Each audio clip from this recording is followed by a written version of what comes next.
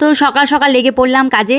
স্নান পুজো দিয়ে চলে এলাম রান্নাঘরে। আর এখন বানাবো সকালের টিফিন। ঢ্যাঁড়সটা প্রথমে ভালো করে ধুয়ে নিয়েছি, তারপরে কিন্তু কুচি করে কেটে নিয়েছি। আর ওইদিকে আটাও কিন্তু আমি মেখে রেখেছি। কড়াই দিয়েছি সর্ষের তেল, শুকনো লঙ্কা, কাঁচা লঙ্কা আর জিরে ফোড়ন। দিয়ে দেবো ঢ্যাঁড়সগুলো। হ্যাঁ, লবণ হলুদ দিয়ে কিন্তু ভালো করে কিন্তু ভেজে নেব। দেখো, নতুন নতুন সবজি খেতে কিন্তু বেশ ভালোই লাগে।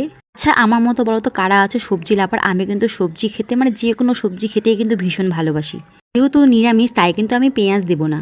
একদিকে কিন্তু আমি রুটিও ভাজছি। আর দেখো, এদিকে কিন্তু আমার ভাজাটাও কিন্তু হচ্ছে। ঢ্যাঁড়স ভাজা কিন্তু ঝটপট হয়ে যায়। সকালের নাস্তা রেডি, রুটি আর ঢ্যাঁড়স ভাজা। আর এইদিকে পুষিকে দেখো, ও কিন্তু সোফার উপরে বসে আছে। সোফার কভারগুলোও কিন্তু ধুয়ে আমি ছাদে মেলে দিয়েছি। সকালের টিফিন রেডি, তাই কিন্তু এখানে উনুনটা ভালো করে মুছে পরিষ্কার করে নিলাম।